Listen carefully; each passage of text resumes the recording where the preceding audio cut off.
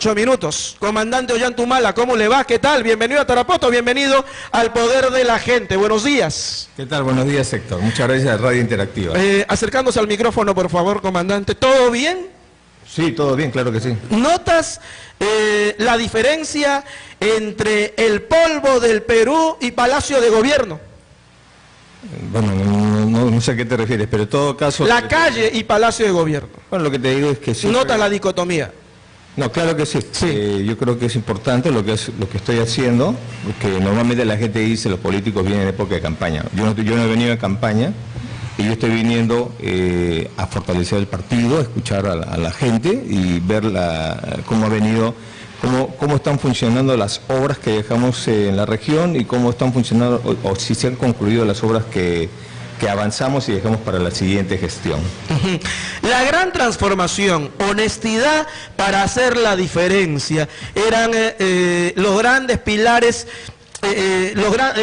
las grandes proyecciones mediáticas que definitivamente hicieron la diferencia en la segunda vuelta electoral frente a Keiko Fujimori.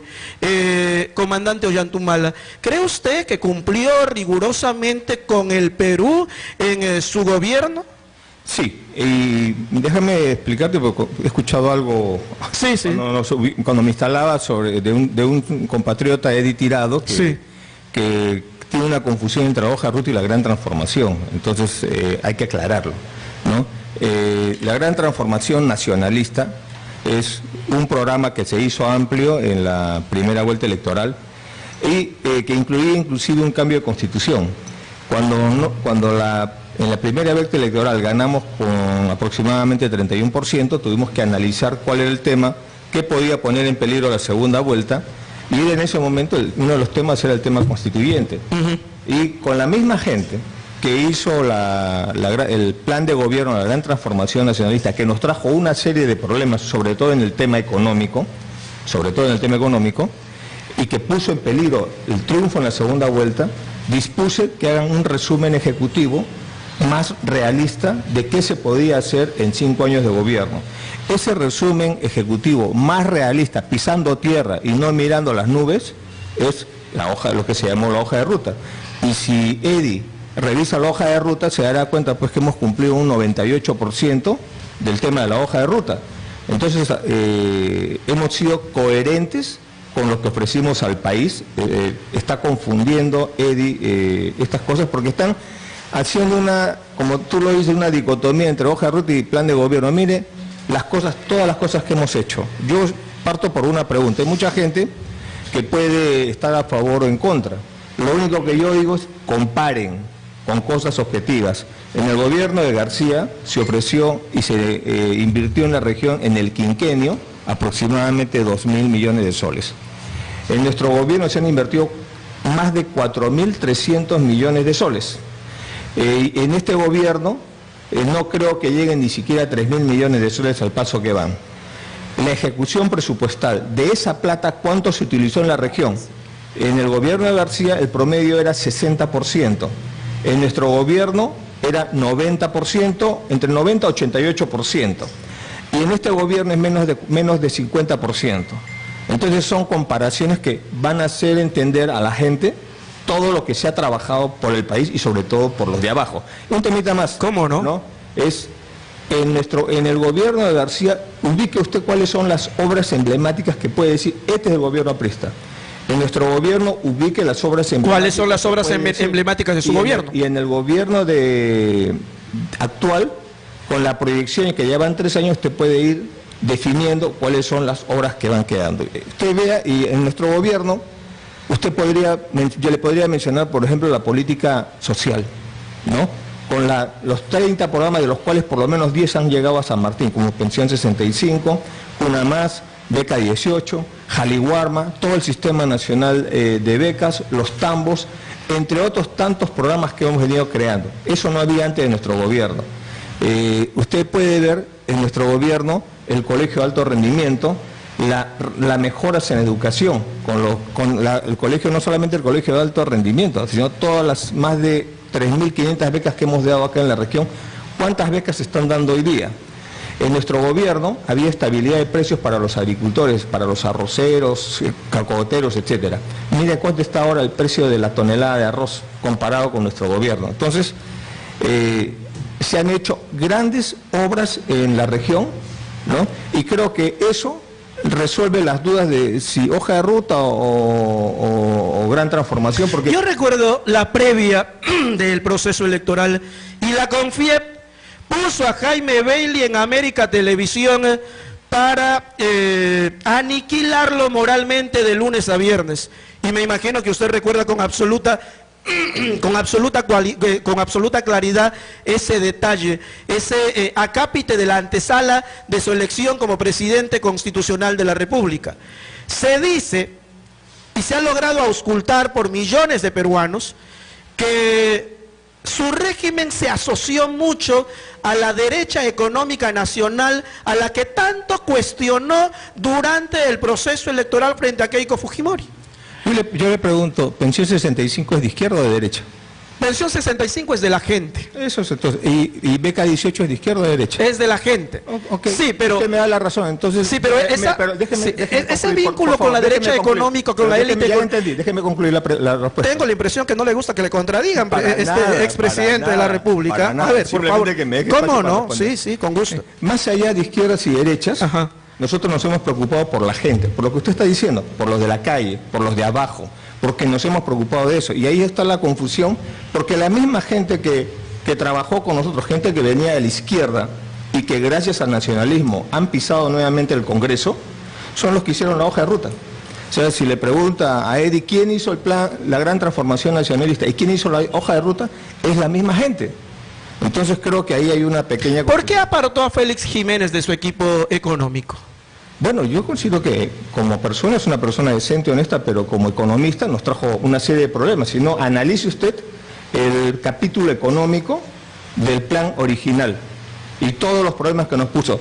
Casi perdemos la primera vuelta y casi perdemos las elecciones por ese plan económico. Porque sencillamente hay cosas que son desfasadas. ¿Había que moderar el plan? ¿Había que incorporarlo al sistema económico nacional? No. ¿Había que coquetear con la CONFIEP tal vez? No sé. No, es que creo que no hay que coquetear. Sí. Acá el tema es claro, ¿no? ¿Es Chana o es Juana? Entonces, como usted verá, como periodista informado sabrá de que nunca fuimos el candidato ni de la CONFIEP ni del empresariado. Y sabe usted a quién apoyó la CONFIEP. Entonces, acá no se trata de coquetear. Lo que hicimos fue nosotros es corregir una serie de anomalías del modelo, porque tampoco el Perú está para experimentos. Entonces, yo no puedo quitarle un pilar de la economía a todo el sistema económico productivo del país para ensayar algo. Entonces, lo que hemos hecho nosotros es orientar la maquinaria de economía del país hacia los de abajo. Entonces, si usted analiza la composición del presupuesto general de la República en el periodo nacionalista con los otros periodos, se dará cuenta que en nosotros la inversión social crece de manera pronunciada. En nuestro gobierno se crea el Ministerio de los Pobres, el MIDIS, que es el ente rector de los 30 programas sociales que creamos. En nuestro gobierno no avanzó la pobreza como sí está avanzando hoy día. En nuestro gobierno hemos hecho los grandes aumentos salariales a los médicos, a los militares, a los policías, a los maestros, etcétera. ¿Por qué si el suyo, como usted lo señala, fue un gobierno para la gente, fue un gobierno para el pueblo, fue un gobierno fundamentalmente para defender los intereses de los que menos tienen, por qué el Partido Nacionalista terminó pulverizado? Ayer un joven, su nombre es Rolando Chupingawa, activista del nacionalismo durante muchos años en esta región, se ha comunicado conmigo, hoy trabaja en el distrito de Urarinas, en la provincia de Alto Amazonas, en la región Loreto, nos ve por internet y se ha comunicado conmigo para decirme, ya no voy con el nacionalismo, quisiera acompañar a Ollantumala en la ciudad de Tarapoto en su recorrido, quisiera extenderle la mano, quisiera decirle todo lo que pienso, siento de él, pero ya estoy en Nuevo Perú. ¿Por qué no han podido sostener al Partido Nacionalista como una organización que le garantice aún rentabilidad electoral, rentabilidad social en el país, comandante Humala? Bueno, eso pasa con todos los partidos. Sí. El Partido Nacionalista es un partido joven y la característica en el Perú de los partidos como de los movimientos regionales es el poco anclaje que se tiene. Normalmente las organizaciones políticas florecen en época de campaña, ¿no? Y ese es un mal endémico que tenemos en la República, la falta de la fragilidad institucional de los partidos. Entonces, lo que yo tengo que señalar sencillamente es que lo que ofrecimos al país lo cumplimos. Eso hemos hecho, la hoja de ruta se cumplió. La hoja de ruta es la consecuencia del plan de gobierno mejorado y aterrizado en tierra, porque el plan de gobierno, y con las personas que usted mencionó, no era practicable. ¿Por qué? Entonces, porque sencillamente, si usted lee el capítulo económico, que sería ahorita ocioso recordarlo todo, se dará cuenta pues que inclusive había un impuesto a la herencia, había una situación a partir del tercer hijo, cómo lo calificaba el Estado, etcétera, cosas que no se podía hacer en la realidad.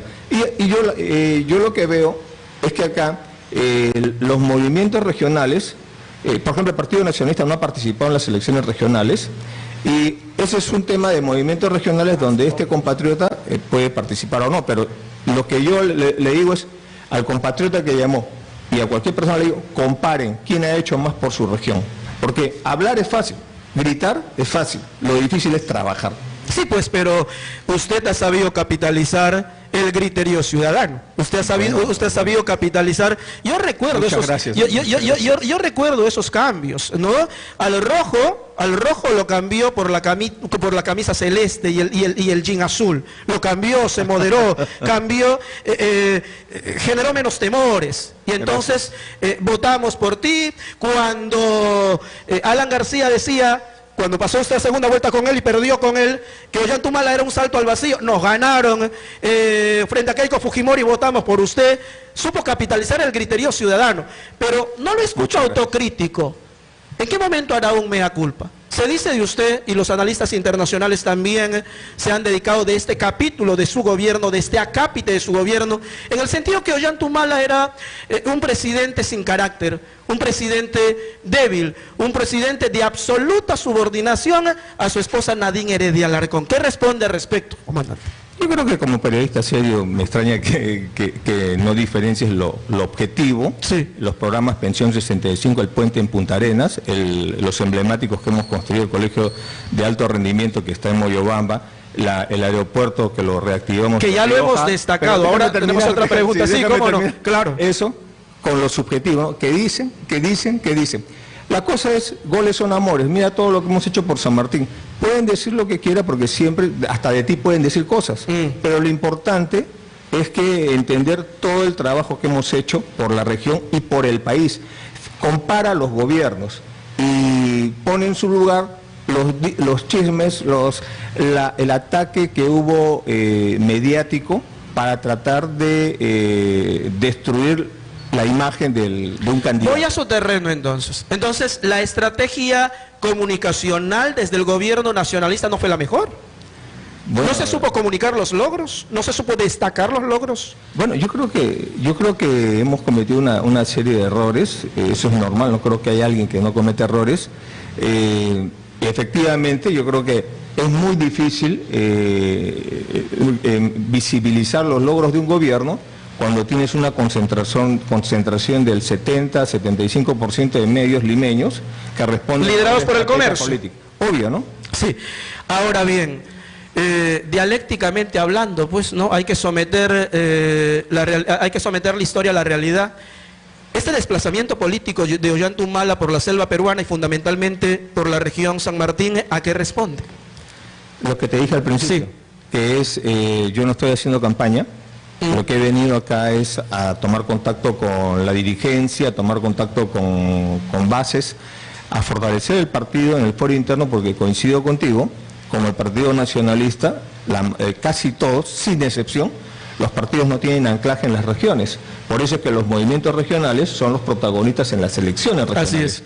Lo otro es venir a ver, escuchar a la gente y venir a ver cómo van el desarrollo de San Martín. Y permíteme un minuto para señalar que vengo de Amazonas y más o menos la misma constatación de Amazonas, de Huancavelica, Purímac, me parece que va a ser en San Martín. Lo que es la paralización o enfriamiento de la economía, la paralización de obras y el retroceso de los programas sociales es una diferencia ideológica del nacionalismo con el actual gobierno y los anteriores. Acá tenemos anemia que supera el 51% y eso es una tragedia social que la tenemos que afrontar. Tenemos un régimen del gobierno regional que está terminando y que pertenece a Fuerza Popular. Pues bien, vamos a tener proceso electoral el próximo 9 de noviembre. ¿Está pensando usted en el horizonte 2021? ¿Se está preparando para ser candidato en el bicentenario de nuestro país, comandante? Mire, la verdad, yo ya he sido presidente. Ajá. Ya he cumplido, he sido soldado 25 años, también ya he cumplido con el Estado. Lo que me estoy dedicando es a fortalecer el partido. Ahora, si tú me preguntas si pienso ser candidato, si yo te dijera que es una de mis últimas prioridades, te estaría mintiendo, porque ni siquiera está en mi lista de prioridades. Mi prioridad ahorita es fortalecimiento del partido, mi familia, que ha sido afectada por todo lo que hemos vivido, y enfrentar los procesos judiciales. Lo que sí le puedo garantizar es que el 2021 el Partido Nacionalista Peruano se va a presentar a las elecciones generales. ¿En qué consiste el fortalecimiento del Partido Nacionalista? Yo creo que gran parte es la presencia del líder, del presidente del partido. Y tratar de encontrar a esos liderazgos regionales que puedan ir a asumir cargos en la dirección nacional del partido. Necesitamos nosotros renovar cuadros y eso es lo que queremos nosotros, buscando de las regiones, identificando los cuadros de las regiones. Cuando yo me incorporo a un partido, ese partido debe seducirme, ese partido debe gustarme, tiene que haber una relación cuasi amorosa. O sea, la gente no se incorpora, no se inscribe en una organización política que no sean afines a su ideología, a su forma de interpretar la realidad sociopolítica del país. ¿Cuál es el aspecto central que podría seducir a la gente para la reconstrucción de su organización política? Yo creo que un tema muy importante es la gestión de gobierno, ¿no? Y por eso digo, compara, más allá de hablar de... Dicen que su gobierno esto, dicen que el otro, lo que importa es que mires en la calle, como tú mismo decías, a la calle y veas la vía de evitamiento con su puente, quién lo hizo, para que veas el impulso que se le ha dado a educación, hasta el programa Ruta Solidaria, ponerle bicicletas en algunas escuelas rurales, el saneamiento que se ha hecho en los trabajos, cómo se ha manejado, cuál ha sido la relación con la agricultura. Entonces, yo creo que también te puedo seducir, sí, enseñándote obras en vez de estar cantándote al oído. ¿Es una forma de reconquistar la simpatía de la gente enseñándole las obras? ¿Sí? Eso hicimos en mi gobierno. La gente va a ir contigo. Yo creo que es importante que la gente compare, porque la gente no es tonta, la gente escucha pero mira. Entonces, a mí ya me han conocido, yo no soy no soy un político nuevo. Soy un político joven porque tengo 12 años en vida política frente a García, que tiene toda su vida por generaciones de política y otros más que vienen del siglo pasado. Yo vengo de este siglo y lo que yo puedo mostrar es lo que he hecho, ¿no? Y sobre eso que me juzguen, más allá de que el tema de la hoja de ruta, la gran transformación, que era así, es lo que de repente tenemos nosotros que hacer como tarea, explicar qué cosa es la gran transformación, porque la gente dice la gran transformación, pero no se dan cuenta que parte de la gran transformación ha sido la hoja de ruta y la primera etapa de gobiernos, la primera piedra de la gran transformación que esperamos del país, porque los grandes cambios no se hacen en 5 años. El concepto convencional nos dice que la familia es la célula fundamental de la sociedad. Para Ollanta Humala, ¿qué es la familia? Bueno, la célula fundamental de la sociedad. ¿Qué es Antauro Humala para usted? Además de ser su hermano. Es mi hermano. El que ha construido su nombre. El que le ha construido una proyección. ¿No lo reconoce eso, comandante? Y gracias por la pregunta, porque tengo que aclarar. Claro que sí, con gusto. Hay mucha gente que cree que es así. No, Antauro Humala será mi hermano, pero con él yo no tengo ninguna afinidad ideológica. Hace por lo menos 10 años que no nos vemos, no nos dirigimos la palabra. Él utilizó mi imagen, cuando yo estaba en el ejército, para ponerle el nombre a su periódico. Gracias a su periódico también me invitaron al retiro. Y se dedicó él a hacer su propia imagen política y terminó todo ese trabajo de 5 años, porque él utilizó el levantamiento de Locumba, que lo hice yo, no él era un civil cuando hice el levantamiento, yo era comandante con tropas y lo adherí al levantamiento, y durante 5 años utilizó mi imagen política para construirse él políticamente, porque él quería ser político, yo no, yo decidí reincorporarme al ejército. Entonces, inclusive él postuló por el Frente Independiente Moralizador al Congreso por Moquegua y no fue elegido. Y después, en el 2006, postuló al Congreso con el partido Avanza País. Y en el 2011 también ha estado en otra campaña política. Entonces no tenemos ninguna afinidad política. Y eso de que él dice que él me impulsó, no, era una relación de conveniencia política de él, porque yo no pensaba hacer política. Yo lo respeto, pero tampoco puedo aceptar que se siga mintiendo, porque él inclusive, todo ese esfuerzo de 5 años que hizo, terminó con la toma de la comisaría de Andahuaylas con 6 muertos o 5 muertos, ¿no? Y no tuvo el coraje de decir que él ordenó eso, y más bien a su gente le dijo que yo había ordenado cuando yo estaba en Corea del Sur, a más de 14.000 kilómetros de distancia, y no tenía nada que ver en ese levantamiento. Mi intervención después del levantamiento de la toma de la comisaría ha sido para buscar salvarle la vida a él y a los muchachos que eran sus seguidores. Esa ha sido mi relación, por eso yo tengo que rechazar tajantemente esta leyenda de que él se inmoló por mí. Para nada. Él ha hecho su trabajo político y, bueno, se ha estrellado en Andahuaylas y le deseo suerte. Pero de ahí no puede él seguir con la misma cantaleta de que él fue ¿Le molesta la posibilidad de que Antauro pueda ser candidato presidencial y pueda generar gran rentabilidad electoral en el país en función de su discurso y en función de esa proposición radical que tiene? Porque cuando aparece Ollanta Humala en el espectro político nacional, aparece con un discurso más o menos radical en el país y paulatinamente fue moderándose. Así que no le genera ningún sentimiento de generosidad a su hermano. No me molesta para nada que él tenga éxito político luego, después de. Para nada, yo ya he sido presidente y a los candidatos les deseo la mejor suerte. Lo único que sí te haría una atingencia es, él no es radical, hay que saber diferenciar el radical de extremista. El radical va a la raíz del problema, el extremista se va a los extremos del escenario. Normalmente un extremista de izquierda, o un extremista de abajo, o un extremista de derecho, o un extremista de arriba, pueden juntarse, porque no tienen coherencia ideológica. Él es un extremista, yo soy un radical. El radical va a la raíz del problema. Entonces, no es que acá se dice uno se modera, no, sino lo que pasa es que cuando uno tiene la responsabilidad de 30 millones de peruanos y tiene que gobernar, no solamente para los que votaron, sino también para los que no votaron por uno, tiene que ser responsable en todos sus actos, ¿no? Y el Perú no es un laboratorio de inventos donde uno puede creer que puede sacar un conejo de un sombrero. En el Perú hay 30 millones de peruanos que están esperando cosas coherentes de su presidente.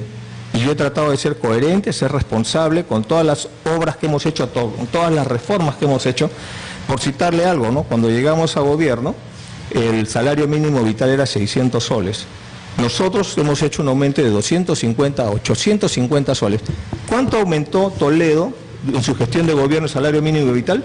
Menos de 50 soles. García, algo de 60 soles. Y en nuestro gobierno, 250 soles. Entonces, yo le diría, eso como usted decía, es ponerse polo rojo o ponerse polo blanco. Ese es ponerse el polo rojo y blanco. Usted dice que es radical, tan radical que ha generado que se escriba un libro en función a usted, La Gran Usurpación, que escribió Marchejade, que también se alejó de su entorno.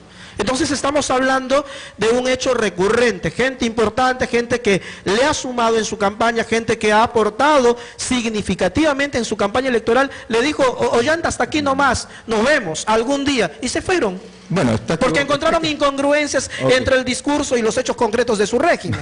Ya, creo que estás mal informado. Este señor no aportó nada a la campaña. Este señor ha sido candidato a vicepresidente. Sí, pero no aportó nada, no era nadie políticamente, fue mi abogado para un caso. Venía de ser procurador anticorrupción. Pero ¿me dejas terminar? Claro que sí, es que con mucha frecuencia le dices al comunicador, a este humilde servidor que está mal informado, cuando formula preguntas incómodas. No. Escribió la Gran Usurpación y dice que Ollanta Humala cambió radicalmente. Ya, pero la parte que estás mal informado, disculpa que te lo diga así con franqueza, ¿no? Es que usted no es autocrítico, no reconoce ningún error de su régimen, ¿no? O sea, le digo que el nacionalismo ha quedado pulverizado, no lo reconoce. A ver, Le digo que ha habido incongruencias en su gobierno, no lo reconoce. Pero me dejas hablar. ¿Qué le enseñó la cárcel, presidente Humala? ¿Qué le enseñó la cárcel? ¿Me dejas hablar? Yo no lo veo humanizado, lo veo, no sé, relativamente soberbio, ligeramente arrogante, algo de prepotencia en lo que señala. Es lo que puede ver un ciudadano común y corriente y no se moleste con quien hizo la coordinación de esta entrevista, ¿no? Porque finalmente es una proposición democrática la que usted está señalando. ¿Puedo hablar? Claro que sí. Gracias. Y disculpa que te haya dado esa impresión, la verdad es totalmente ajena a mi voluntad de verte, dar esa impresión y no he querido que te alteres. De ninguna manera. Yo creo que, insisto, que estás mal informado. Y déjame explicarte por qué, si me permites. ¿Cómo no? Gracias. Chejade no fue procurador. Chejade fue un abogado el cual no aportó nada a la campaña. El motor de la campaña, lo digo sin falsa modestia, fui yo. Es por eso que inclusive de acá hemos llevado congresistas que no eran conocidos y los hicimos conocidos para bien o para mal, ¿no? Y yo no puedo, y Chejade fue una persona desleal con la organización que antes de juramentar como vicepresidente, ya se metió en un lío delictivo con su hermano en el asunto de Brujas de Cachiche cuando quiso cooptar a la policía para que tomen Andahuasi para beneficiar a un grupo económico. Aún así lo he tenido que soportar, pero le pedí que renuncie a la vicepresidencia. Entonces es obvio pues de que Chejade no va a salir a hablar bien de nosotros. Nancy Obregón desde la cárcel me dijo que usted la había abandonado también, a pesar de haberse convertido ella en el vocero del nacionalismo en la región San Martín. Ahí tiene otro detalle. ¿Cómo no? ¿Cómo no? Te digo, estás mal informado, otra vez te digo, porque Nancy Obregón, ella ha declarado, comandante Ollantumala, o sea, no le gusta la información incómoda a usted. No se trata de desacreditar a quien pregunta, se trata de ser autocríticos también, y usted no lo está haciendo. Para nada, simplemente tú respondes a un tema puntual, también estás mal informado. ¿Por qué? Porque Nancy Obregón era una dirigente, una activista cocalera conocida, y nosotros la llevamos. Ningún partido quería visibilizar a los cocaleros y nosotros los visibilizamos. ¿Por qué Nancy Obregón ha estado presa? ¿Por ser nacionalista o por tener vínculos o una investigación ligada al narcotráfico y al terrorismo? Es responsabilidad de ustedes por no haber tenido buen filtro. No puedes. O sea, no tuvieron buen filtro a la hora de jalarla como candidata congresal. ¿Sí, no? Eso no es por su labor congresal, eso es por su labor fuera del Congreso. Entonces yo no soy pues el ángel guardián de cada uno. ¿Qué hace fuera del Congreso? No me corresponde saberlo a mí, ¿no? Entonces, te insisto, ¿no? La señora Nancy Obregón, de la cual no tengo nada en contra, pero hay que hacer las cosas claras, no es que la abandonaron. A ella se le ha apoyado en cuanto a su labor congresal, inclusive, si recuerdas, ella es una de las que salió como congresista electa a tomar el Congreso. La más votada de San Martín fue en su momento. Contra el Tratado de Libre Comercio. Y le hemos apoyado porque fue una conducta política. Pero el partido ni yo, ni creo que tú en tu sano juicio apoyarías a una persona que está siendo investigada por vínculos con el narcotráfico y el terrorismo. Que se haga la investigación. ¿Te das cuenta? Son cosas distintas. Yo creo que nosotros somos muy autocríticos con nuestra gestión de gobierno, pero digamos por el poco tiempo que me das, pues no hay mucho tiempo para... Tenemos más tiempo, hasta las 8:30 tenemos, comandante, tranquilo. Así que yo esperé mucho tiempo la posibilidad de entrevistarle. Gracias. ¿Qué se viene? En este momento, el juez, mañana sábado, debe pronunciarse respecto a la solicitud del fiscal Domingo Pérez para el impedimento de salida del país de Alan García. Keiko Fujimori presa, con prisión preventiva por 36 meses, Pierre Figar y Ana Gers de Vega, presos también ya desde ayer. Así que en ese contexto, ¿cómo ve el país? ¿Tenemos una salida? ¿Hay una válvula de escape al actual momento de la crisis nacional? Yo creo que es una pregunta válida, creo que es muy importante porque yo veo la situación complicada, pero no solamente por estos temas concretos que acabas de mencionar, sino que veo que en el país hay una falta de liderazgo, hay una falta de entusiasmo del gobierno. el gobierno, estamos viendo que en menos de 5 años de esta gestión de gobierno, que es la que va a coincidir, como tú dijiste, al bicentenario. Así es. Han cambiado 2 presidentes, 4 ministros de Economía. El gran partido que maneja el Congreso está fragmentado, y la bancada oficialista es una bancada que se quedó sin presidente y un vicepresidente que asume sin bancada, y se juntan y ahora están renunciando. Y si el epicentro de la política nacional se encuentra así, entonces obviamente en la calle hay una incertidumbre. Probablemente por eso la economía peruana está ahorita enfriada, ha aumentado el desempleo formal ha disminuido el desempleo formal y ha aumentado el empleo informal. Entonces, eso por un lado, ¿no? Yo creo que acá el presidente debiera explicar cuál es el norte del país de cara al bicentenario y no solamente enfrentarse a los poderes. Yo creo que cuando vino Kuczynski y Vizcarra acá, no creo que hayan ofrecido que si los elegían presidentes iban a dedicarse los 3 primeros años de gobierno a pelearse con todo el mundo. Yo creo que el pueblo de San Martín esperaba obras, culminación de la carretera Juanjuito-Cache y tantas obras más que necesitan, ¿no? Sin embargo, no se ha dado eso. Ahora, por otro lado, lo que estamos constatando es la corrupción que hay de determinados funcionarios en el sistema de administración de justicia, en el Poder Judicial, Ministerio Público, Consejo Nacional de la Magistratura, etcétera, que nos llevó a una decisión del presidente de convocar a un referéndum. Nuestra posición era, como siempre lo he dicho, la Asamblea Constituyente, porque ahora sí la gente se había convencido de que hay un problema por resolver, que es la justicia en el país, y que fue destruida en los 90 por Fujimori, y sobre eso no se ha hecho nada, ¿no? Sin embargo, el presidente escogió ir por el referéndum y no por la Asamblea. Lo que ha dicho, en otras palabras, el presidente es que la reforma de la justicia la van a hacer estos congresistas. Y se viene el referéndum el 9. Mi análisis político sobre el referéndum es que, como la mayoría no quiere la reelección de estos congresistas, salvo que hayan excepciones que yo no las conozco, pero si se aprueba la bicameralidad, esa es la parte mañosa del referéndum, porque los congresistas podrían no postular a congresistas porque ya no va a existir ese cargo, sino postular a diputados y senadores, y los tendríamos 5 años más. Y yo creo que hay que alertar a la población que esa es la trampa del referéndum, que si se aprueba la bicameralidad, todos estos congresistas van a regresar al Congreso a partir del 2021. Y el otro problema de fondo es que el presidente Vizcarra, a través del referéndum, ha decidido que la reforma de la justicia, que estamos viendo con estos temas de los cuellos blancos, que tú lo has señalado a cada rato en tu radio, la reforma la hagan estos congresistas y no personas que nosotros podamos depositar nuestra confianza. Entonces, eso es lo que está pasando. Después de muchos años, todo este cambalache, todo este ruido político va a afectar y ya está afectando a la economía. Y aterrizo en el tema de lo que ha señalado de esta medida de impedimento de salida del país. En el caso de Alan García, él tiene 2 temas puntuales: los temas de corrupción y el tema de una investigación por aportes de campaña.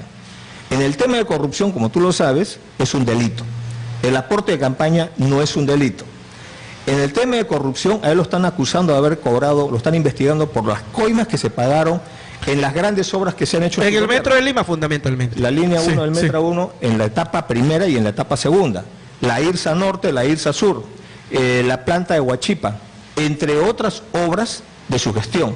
Y están depósitos probados a su gente en Andorra y en paraísos fiscales. El tema es si él está o no está metido en el tema de la corrupción. Entonces, él tiene ese problema gravísimo, que solo lo tiene él y Toledo, y tiene el tema que tenemos todos los partidos de aportes de campaña. Por el tema de aportes de campaña, como tú lo has señalado, no solo a mí, sino a mi esposa, nos han impuesto 18 meses de prisión preventiva, de los cuales tuvimos que recurrir a la justicia constitucional para salir. A este señor solo le están poniendo impedimento de salir Es del el país. Tribunal Constitucional que se ha pronunciado en el caso de ustedes, Así específicamente. Así es. Entonces, lo que quería decirte es, por menos a nosotros nos han puesto prisión preventiva, y a García por mucho más solamente impedimento. Yo digo, qué suerte que tiene este señor García, ¿no?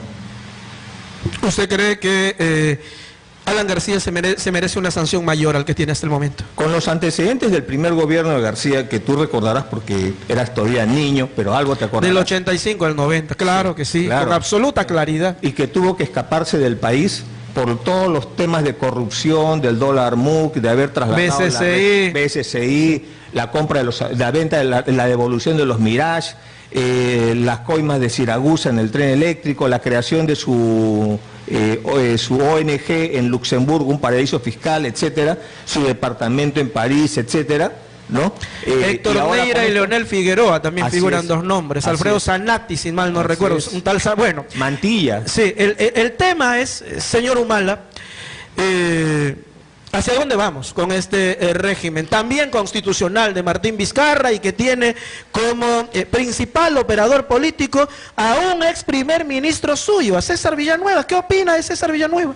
Bueno, que denunció a su salida que había dejado el premierato por una intromisión de su esposa Nadine Heredia. Sí, yo lo encaré a César, yo le guardo cariño y respeto como ha trabajado conmigo, pero también se lo dijo claramente, no puede, él ya estaba al segundo o tercer mes de ser premier, ya quería salir, porque no entendió la dinámica del premierato en ese momento y pensó que era como ser gobernador regional. Y ya me había planteado él su renuncia mucho antes del tema. Entonces el tema con mi esposa, de que mi esposa dijo que el salario mínimo, el aumento del salario mínimo no estaba en agenda, ¿no? Él fue un pretexto para él apartarse del gobierno. Y no me gustó, y lo digo con franqueza, porque lo hizo cuando yo estaba en el extranjero, y porque además mi esposa no mintió. El que lo desmiente a César Villanueva no es mi esposa, es el ministro de Economía. Es el ministro de Economía, Miguel Castilla, que en un programa de televisión señala que ese tema no se ha tocado, porque además ya lo habíamos aumentado en ese momento. Entonces, yo le deseo a él éxitos, espero que valore la experiencia de haber sido premier en mi gestión de gobierno, y que esto le sirva como una experiencia para que haga una labor encomiable y de apoyo al presidente de la República. Pero la pregunta de fondo es, yo creo que eso es un lustro, o sea, 5 años perdidos, donde no veo cuál es el desarrollo, y lo que me duele es que sea a puertas al Bicentenario. ¿Tenemos horizonte con este gobierno? O sea, tenemos un rumbo definido, hay derrotero, podríamos decir, estamos en la antesala del Bicentenario y al cumplir 200 años vamos a ser un mejor país. Lo que tenemos, yo no le veo cuál es el objetivo, solo que él haya dicho cuáles son sus grandes metas de gobierno, no lo he escuchado en eso, ¿no? Lo que veo es permanentemente el enfrentamiento del Ejecutivo con el Legislativo, con el Fiscal, con el Poder Judicial, etcétera, y ese creo que no era la meta del Bicentenario. Yo no veo salvo que tú me corrijas, cuál es el proyecto emblemático de la gestión del actual gobierno en San Martín que pueda celebrar el Bicentenario, que pueda ver la luz en el Bicentenario. Entonces, yo creo que este gobierno ya está en crisis, en el sentido de que ya se cayó el presidente y el vicepresidente está asumiendo, y obviamente no tiene un plan de gobierno porque el que tenía que hacer el plan de gobierno era el presidente, pero el vicepresidente o asume el plan de gobierno del presidente Kuczynski o plantea un plan de emergencia para 2 o 3 años, que es lo que le queda de gestión, ¿no? Y yo no creo que hayan obras en estos momentos. Es más, si tú te habrás dado cuenta, después de las elecciones regionales la región debe haberse paralizado. Yo no creo que ningún gobernador regional saliente esté firmando algo hasta su relevo. ¿Es, madre mía, un lastre para el expresidente Ollanta Humala? Es un tema que hemos querido aclarar y permanentemente, cada vez que hay campaña nos lo han sacado. Yo me he sometido a la justicia y he aclarado de que no he tenido ni arte ni parte, y además, ¿no?, que este es un tema que nace en la política. Lo que basta ver con las votaciones que tengo en Nuevo Progreso, en Madre Mía, donde normalmente barro las elecciones. Entonces yo no creo que si hubiera tenido una mala gestión como oficial, tendría ese buen recuerdo de la población. Me parece una incoherencia. Pero si usted se da cuenta quiénes son los que hacen las denuncias, es gente que tiene pues una clara intencionalidad política. Ahora bien, el tema Odebrecht también le ha tocado y le ha conducido a la cárcel. Y es una pregunta que yo hago siempre a alcaldes, exgobernadores que han pisado la cárcel. ¿Qué le ha enseñado la cárcel, señor Humala? Aparte de humanizarnos, me imagino. Sí, yo creo que, primero que tenemos la tranquilidad de que no hemos cometido ningún delito y que la cárcel ha sido producto del abuso de un juez que tiene un pie en la justicia y un pie en la política. Y que no lo extrañe verlo en el 2021 postulado. Yo votaría por él. Bueno, en serio. Está bien. Y por Domingo Pérez también. Okay. Creo que nos están ayudando por lo menos a dignificarnos como peruanos. Por lo menos eso le vamos a reconocer siempre a Martín Vizcarra, ¿no? O al régimen de Martín Vizcarra. Tener un juez y tener un fiscal como que le están devolviendo la dignidad al pueblo peruano. Ok, pero lo malo es que cuando un juez da sus sentencias escuchando la radio o escuchando los medios de comunicación o escuchando al público, no está administrando justicia, está haciendo populismo con la justicia, se está aprovechando del cargo para hacer campaña, que es algo que tú, me imagino, has criticado muchas veces a funcionarios del Estado, porque él es funcionario del Estado. Entonces, el Tribunal Constitucional, por el cual también me merece el mayor de los respetos, le ha jalado la oreja y le ha dicho: usted, señor juez, ha actuado inconstitucionalmente. Usted, señor juez, ha actuado ilegalmente. Entonces, eso dice mucho de un funcionario que, como digo, tiene un pie en la política y un pie en la judicatura. Bueno, lo han recusado, recientemente y la recusación no ha funcionado. Han rechazado la recusación en contra. Así que lo van a tener todavía, claro, como verdugo ahí. Claro. Y el problema es que el juez no puede ser verdugo. Ese es el problema. ¿Estamos en un Estado de Derecho o estamos en juicio popular? Y a veces tenemos la idea, de repente, como en estas zonas también hemos vivido mucho el azote y el flagelo del Sendero Luminoso. Y que más del MRTA. Alto Guayaga fue Sendero Luminoso. Claro que sí. Claro. Y que gracias a mi gobierno, ¿no?, pacificamos y hemos levantado el estado de emergencia en el Alto Guayaga, ¿no? Hay mucha gente que cree de repente que todavía hay que hacer juicio popular. Y en el Estado de Derecho no puede haber juicio popular. No es un tema de que para quedar bien con la gente lo meto preso. Eso debe acabarse, debemos sacarlo de nuestro cerebro, ¿no? Entonces, lo que yo le digo, uno siempre sigue aprendiendo, eso es algo que he aprendido.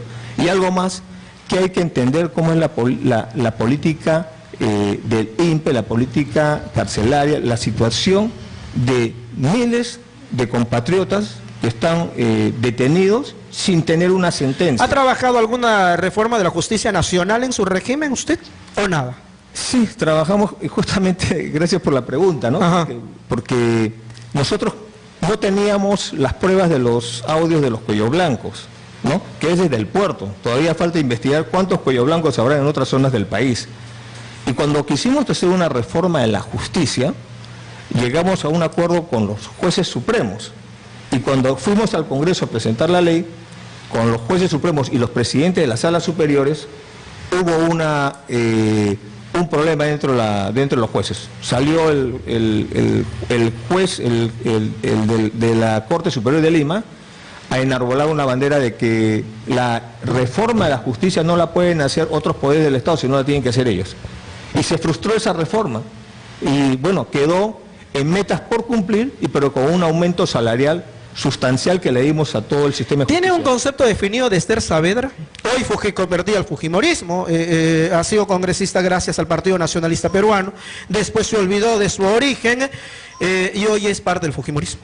Bueno, sí, pues es como los chejades, es así. ¿Qué le puedo decir, no? Es una persona que concretamente se le cataloga como un tránsfuga, o sea que entra con un partido y para quedarse en el Congreso busca cómo sobrevive, ¿no? Entonces ahora está en el partido, en la orilla opuesta, ¿no? ¿Cómo internaliza el hecho que hoy el analista político que conversaba con nosotros lo ha calificado de cadáver político? ¿Usted es un cadáver político? No ¿Siente que ya es inerte para la dinámica política nacional, ya cumplió, ya escribió su historia?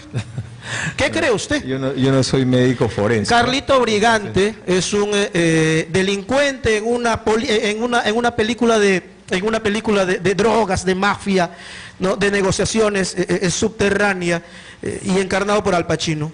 Y Carlito Brigante dice más o menos esto: la calle te mira, te está mirando siempre. ¿Qué siente usted en este contacto directo con la calle? Siente indiferencia de la gente, siente simpatías de la gente, siente que estos 5 o 7 años de ausencia en contacto directo con el Partido Nacionalista le han pasado la factura y que hay que empezar de cero, autocríticamente hablando. Entiendo que Lo importante es mantener el contacto con la calle. Y eso es lo que estamos haciendo. Recién, presidente, expresidente, recién. Porque cuando usted era presidente, el Partido Nacionalista fue abandonado a su suerte. Gracias por la pregunta. En esta región. ¿Me permites explicar? ¿Cómo no? ¿Cómo no? ¿No? Porque, primero, no es recién. Siempre he estado en contacto con la calle. Si usted mira quién es el presidente que más ha viajado, probablemente sea yo. Y son innumerables las veces que he venido a la región San Martín, no necesariamente a Tarapoto, debo haber ido a Moyobamba, Rioja, El Dorado, etcétera. Pero abandonó a su organización y eso tendría que reconocerlo. Pero si me dejas terminar no va a ganar el tiempo. No, y bueno, vamos. Pensé que me ibas a dar más tiempo, pero sí, bueno. 8:32, sí, pero déjame terminar, ¿no? Entonces, no es que he abandonado, no es que se abandonó la organización, como te había dicho al principio, si me escuchaste, los partidos en el Perú son débiles y el Partido Nacionalista también tiene esa característica, es un partido joven y cuando hemos llegado a gobierno hemos tenido que priorizar tareas. La priorización de la tarea fue construir gobierno, hacer gobierno, mejorar las cosas para el país y no tuvimos todo el espacio, el tiempo y las fuerzas para en paralelo construir partido, no se pudo hacer eso. Por eso ahora estamos nuevamente construyendo partidos, lo que corresponde. Y me siento bien en la calle. Muy bien. No me siento, como tú dices, una especie de cadáver político. Es el lugar de donde el político nunca debe apartarse. Así es el lugar de donde el político nunca debe desconectarse. Y siempre he estado ahí. Gracias por haber venido al poder de la gente. Le han escuchado muchos, lo han visto muchos. Y bueno, dígale a la gente cuál es el plan para la reconstrucción de su organización política. No, yo creo que lo que quiero decir, quiero aprovechar, si voy a hablar con todos los compatriotas, es básicamente decirles muchas gracias a la región por haberme apoyado en el trabajo político y haberme permitido, gracias a su preferencia, haber llegado a gobierno. Espero haber correspondido como compatriota de todas las cosas que se han hecho por la región. Ahí las palpan ustedes todas las obras de infraestructura, de electrificación, saneamiento, a los agricultores, el CITE, Colegio de Alto Rendimiento, los programas sociales, y comparen todo lo que hemos hecho nosotros frente a otras gestiones de gobierno donde prácticamente no se han hecho obras. Comparen quién invirtió más por San Martín y simplemente eso, ¿no? No, nada más. Con eso verán la diferencia de nuestra gestión patriótica de gobierno frente a otros gobiernos. Pero no hay que olvidarnos nunca. Pero mis últimas palabras. No, pero no hay que olvidarnos nunca que la gente central de la política es la gente, es el ser humano. Debe ser el centro de todas las atenciones. Y yo creo que tendrías que reconocer con hidalguía y humildad que has desplazado a mucha gente valiosa en tu gobierno. ¿Como quién? A mucha gente valiosa. Dime uno. En esta región. Dime uno. En esta región. Nancy Obregón. Dime uno. Nancy Obregón. Pero Rolando Chupingagua. Gloria Collantes. Nos masacraban cada vez que uno hablaba mal del presidente Ollantumala. Eran de camiseta. Mira, me estabas despidiendo, pero me estás dando 10 minutos más. Gracias. Entonces te contestaré. Siento que no reconoce ese detalle de habernos desplazado. No, yo creo.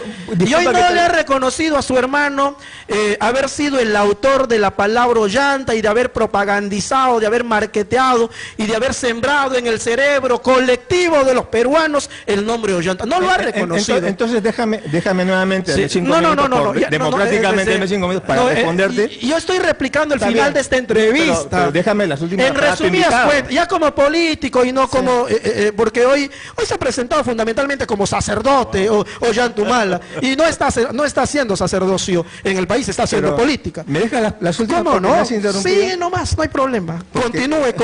Gracias. Ajá.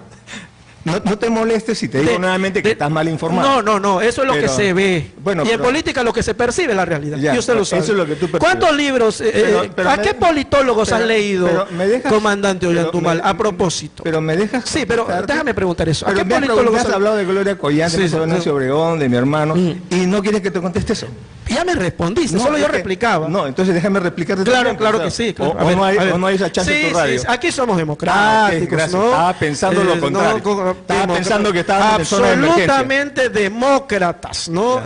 Y bueno, ¿Qué nos puede responder? ¿Puedo hablar? Claro que sí. Muchas no gracias. se victimice, pues. No, no me victimizo. Te pido permiso. El golpe bajo en política beneficia más al que lo recibe que al que lo da. Así Por que eso, no se victimice. Sí. Por eso, ¿me permites? ¿Cómo no? Con gusto. Vuelvo a decirte, estás mal informado. Y te lo digo en tu radio con todo respeto Sí. y cariño, ¿no? Porque, insisto, ¿no? Que no quiera Acá- reconocer otra cosa. ¿Me permites? Sí, claro, no. Ok. Sí. Otra vez estás equivocado en el tema de Antauro. No es que haya marketeado mi nombre. Yo Sí. no necesitaba que me marketee mi Sí, nombre ¿no? porque yo no estaba en política. Yo estaba en el ejército. El que ha marketeado su imagen es él. Y en buena hora, si lo he ayudado en algo, en buena hora. Pero no quiere decir esto. Sí, Bueno, sí, sí, pero no es quiere bueno. decir esto. No quiere decir esto que tengamos alguna afinidad ideológica. No la tenemos. Bueno. Somos dos cosas distintas. Y él ha estado yendo por otros partidos políticos, como te he dicho, Avanza País, El Fin, ha estado en varias tiendas políticas y eso yo no comulgo. Lo segundo es, en el tema de Nancy Obregón, con todo el respeto que se merece la señora, como congresista la hemos apoyado. Pero donde el partido no puede meterse es cuando tiene una investigación sobre terrorismo y narcotráfico, que yo espero que salga bien, ¿no? Porque me dolería que la condenen, ¿no? Pero en ese tema no es un tema político. Y en el tema de los otros dirigentes, yo les agradezco, pero yo no he tenido arte ni parte en el tema de cómo se han organizado en la región. En todas las regiones, ¿sabes?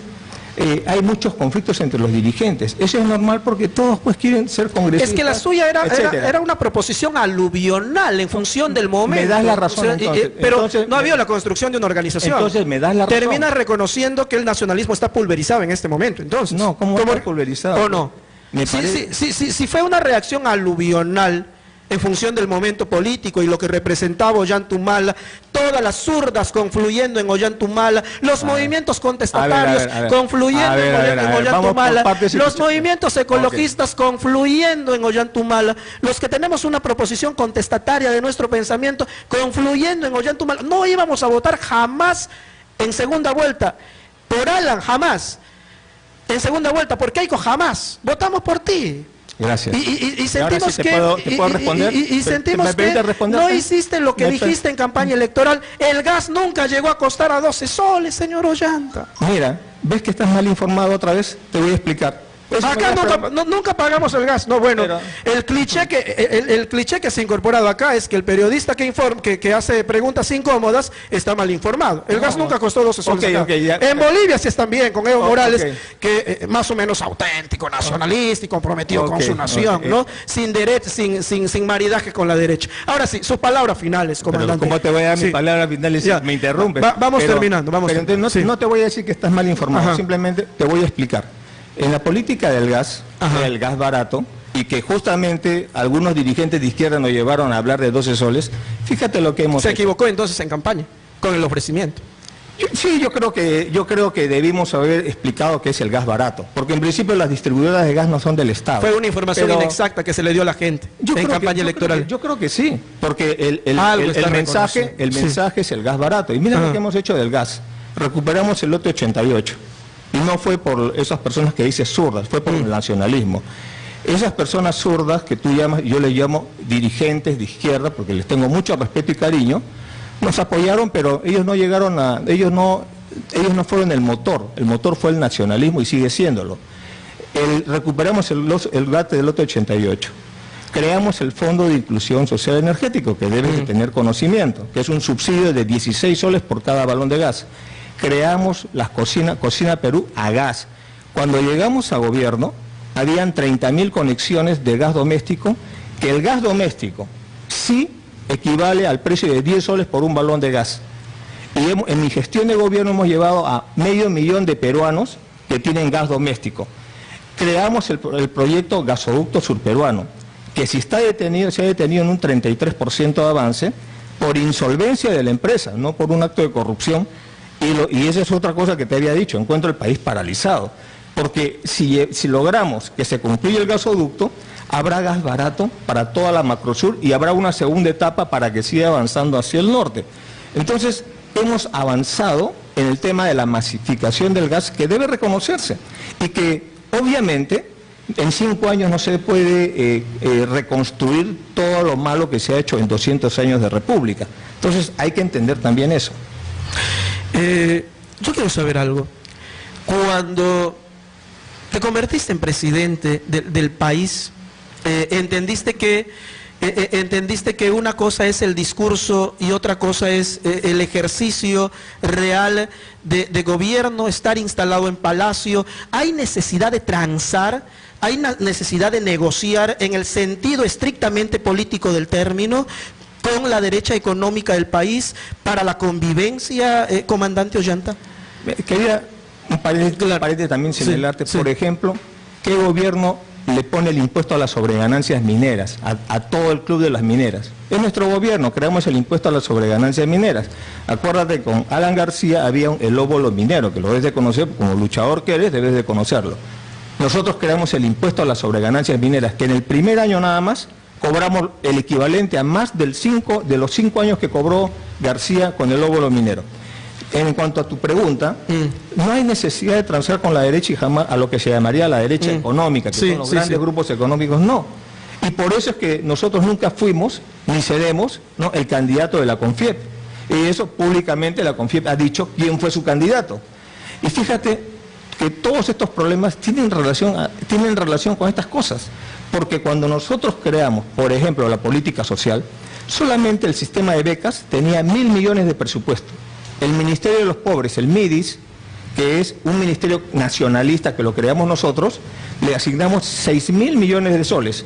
Y en política social hemos superado los 15.000 millones de soles. Hemos llegado hasta 20.000 millones de soles para política social, llevando desarrollo al Braen, pacificando el Guayaga y trayendo más de 30 programas sociales. Eso, si no hubiéramos hecho eso nosotros, ¿no?, ¿qué hubiera pasado con esos 20.000 millones de soles? Probablemente hubiera sido para beneficio de las grandes constructoras, de las grandes mineras, etcétera, porque hubieran derivado en proyectos de inversión privada o proyectos o en APPs. Entonces, obviamente que nosotros no hemos sido el gobierno ni de la derecha ni del empresariado, como la gente que estuvo inicialmente en nuestro proyecto y se fueron porque sencillamente no encontraron un puesto de trabajo o sencillamente se sintieron relegados. Su excusa es decir, se pasaron a la derecha. Qué bien que los de un extremo nos digan que nos pasamos a otro lado y de los del otro lado que somos chavistas, porque eso quiere decir que hemos trabajado para los de abajo. ¿Qué recuerdos te genera Hugo Chávez? En una mirada internacional rápido, Venezuela y luego Brasil. ¿Qué recuerdos te genera Hugo Chávez? En mucho cariño, yo me considero un amigo de Hugo Chávez, creo que ha sido un patriota venezolano y que lamentablemente el modelo aplicado en Venezuela no puede funcionar en el Perú y no puede funcionar en una sociedad que vive del petróleo cuando el petróleo baja de 60 dólares el barril. Es por eso que estamos viendo esta situación que nos debe preocupar a todos, porque inclusive hay cientos de miles de hermanos latinoamericanos venezolanos que están viniendo al Perú a buscar ¿Nicolás Maduro es la distorsión política e ideológica de lo que fue Chávez? Yo creo que a Nicolás Maduro lo conozco, sé que tiene una visión de querer continuar el legado de Chávez, pero obviamente creo que uno de los errores de su gobierno ha sido no entender que ese modelo solo puede funcionar en la medida de que el petróleo tiene un precio alto y que debe aprovechar esa bonanza para diversificar la economía. Darte un ejemplo. En Venezuela no producen estos polos como el que tienes tú, probablemente es confección peruana, porque su economía no está diversificada. En el Perú, acá podemos encontrar... Hay una monodependencia de lo que puede hacer el petróleo. Así es. Vamos a Brasil. Jair Bolsonaro acaba de ganar la presidencia. Sergio Moro, el juez que encarceló a Lula da Silva, va a ser ministro de Justicia. Sí. Lo que vemos es un reflujo de lo que se diría las fuerzas conservadoras y los poderes económicos en Latinoamérica, ¿no? En Argentina también, y mira cómo está la situación en Argentina. Yo veo con preocupación, pero es un asunto interno de Brasil, haber optado por esa opción, que se le señala, yo no lo conozco, se le señala que es una extrema derecha. Por lo pronto... Admira Trump. Por lo pronto, acaba de terminar el convenio de médicos cubanos en Brasil. 5.000 son, ¿no? 5.000 médicos, algo más. Más o menos, pero esa es una posición ideológica política, en mi opinión, en mi modesta opinión, porque yo no soy brasileño, equivocada, porque al final el médico está beneficiando a la población brasileña. Si ellos tuvieran un superávit de médicos, entonces podrían cerrar ese convenio, pero mientras no lo tengan, está confundiendo la economía con la salud, y creo que primero es la salud. Gracias por haber venido. No, Independientemente de, bueno, pues han habido pasajes en la entrevista en los que no necesariamente hemos coincidido, pero esa es la democracia, la contradicción. Así que así es, y te agradezco los minutos que me has dado, solamente hacer sí, para terminar la respuesta. Y en el caso de Moro, ahora vemos cuál era la verdadera intención de Moro, ¿no? Es lo que digo, cuando un funcionario público... Saco de carrera tu rival, quiere hacer carrera vas política, a ser presidente y me das mi, quiere hacer carrera, es como mi premio, ¿no? Es como hay procuradores, como me parece que es Vilcatoma, sí, porque Shehadeh no ha sido procurador, fue adjunto. Así es, ¿no? Que hacen carrera así. Y acá vemos un nuevo político, que es este juez que hizo carrera, ¿no? Abusando de los derechos constitucionales de un expresidente. Más aún cuando todos sabemos, porque eso era Vox Populi, Lula ganaba. que Lula ganaba las elecciones. Ganaba. Entonces, sí, sí. Lo que han hecho en Brasil hay un serio cuestionamiento en el tema de respetar la voluntad del pueblo. Y ojalá que este modelo, porque también se hizo el mismo modelo con este juez Garzón en España, que fue el adalid de la justicia, y al final lo tuvieron que sacar porque se demostró que era un juez prevaricador. Baltasar Garzón, sí. Esperemos que aquí no tengamos ese tipo de malos ejemplos. Bueno, y continúe ensuciándote con polvo, contactando con la gente. Creo que esa es la dinámica que todo político nunca debe abandonar. Hasta un próximo momento, señor expresidente de la República, Ollantumala. Muchas gracias por los minutos que me has dado. Reconozco la vehemencia, así tiene que ser un periodista como tú. Y creo que coincido contigo que en el intercambio de ideas se van aclarando las cosas. Y te agradezco que me hayas permitido exponer algunas ideas. ¿Se ha sentido bien, no? ¿Se ha sentido bien en el programa? Yo he sido presidente, no me puedo sentir bien acá. Muy bien. Bueno, porque se ha incomodado en varios pasajes de la misma. Muy gentil. Gracias, señor Ollantumala Tasso. Señoras y señores, damas y caballeros, vamos a ver, hay que responder a la gente. Hay que responder a la gente porque no he hecho la pausa a las 8:30, pero vamos a escuchar a la gente. Somos el poder de la gente y la gente tiene que hablar. Bueno, Ollantumala aún está en los estudios y quiere escuchar a la gente. Hola, buenos días. ¿Con quién hablamos? Adelante. Buenos días. Sí, ¿con quién hablamos? Tulio García Torres. Adelante, Tulio García, te estamos escuchando. ¿Qué dice la calle? Adelante, adelante. Ya. Buenos días, señor expresidente. El tema que usted está hablando está frente a uno de los mejores periodistas que tenemos acá en San Martín. Gracias, Tulio. Está usted, señor expresidente Ollanta, frente a un luchador social, político, y que va a ser nuestro congresista próximo en San Martín. Le pregunto. Ya vas a empezar. Adelante, adelante. Te escuchamos. Todo malo tiene su bueno. Reconocemos, en el pueblo de Héctor Morey Chazupa ha ganado Ollanta Humala en la alcaldía. Claro que sí. Entonces, nosotros, como saucinos, hemos hecho bastante. El distrito después de Ayacucho, el pueblo que más ha votado a nivel nacional es Sauce. Yo soy candidato a la alcaldía de Sauce. Y la provincia Lama. Entonces, lo ha dicho el periodista Héctor Morey.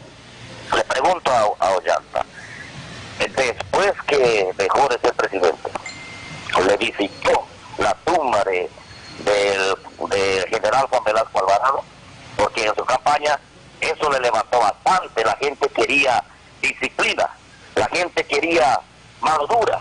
En algunas cosas ha hecho Ollanta Humala. Acá, por ejemplo, en Tarapoto, Héctor, tenemos su obra de Ollanta, el colegio Juan Jiménez Pimentel, bonita obra. Y pregunto finalmente, sus programas sociales, ahora se recuerda el mundo de su partido. Yo 65, y si sería candidato su hermano Antauro Humala, ¿votaría por él? O si va a ser candidato nuevamente Ollanta a la presidencia, Nadine Heredia. Muy bien. Bueno, Hay que escuchar a la otra. Yo despedí a Ollantumala. ¿O quiere responder al ciudadano? No sé. No, claro que sí. Bueno, si me invitas, bueno, su coordinador dice que tiene otra entrevista, pero quiere responder a la gente. No es mi tema, señor coordinadora. Ya no es mi tema. No lo estoy secuestrando, ¿ah? Por si acá. De ninguna manera. ¿Puedo responder? Aquí al Congreso sí. postular. Al Congreso. No. Ya, yo estoy bien aquí. Allá. Podría ser su consejero político. Allá. Claro que sí. Bueno, adelante Claro con la respuesta. No, básicamente nosotros somos un gobierno que ha levantado, siempre reconocido la memoria de la obra del general Juan Velasco Alvarado. Creo que ha sido el último gobierno del siglo XX que ha tenido una clara trayectoria nacionalista y que ha reivindicado a los de abajo, más allá de pelearse con la izquierda y la derecha. Y acuérdense el papel de la izquierda contra Velasco, ¿no? Lo combatieron, no entendieron dentro de su pensamiento marxista y dialéctico que el general Velasco estaba defendiendo a la gente pobre, ¿no? Y en nuestro gobierno también hemos tenido muchas veces crítica de nuestros socios, amigos, primos, hermanos ideológicos de la izquierda, que no entendieron que la lucha, la transformación se hace defendiendo a los de abajo. Y además aclararte para terminar que estoy agradecido de tu entrevista. Ninguna de tus preguntas me ha parecido incómoda. Es normal. He tenido hay periodistas como tú con esas características que me parece que la vehemencia es buena en el periodismo. ¿Qué mejor que un periodista que esté enterado de las cosas y pregunta? Y al político o al que está al otro lado del micrófono, responder con todo respeto. Gracias. Hasta un próximo momento. Muy bien. Sigo respondiendo a la gente. Yo me iré 5 minutos.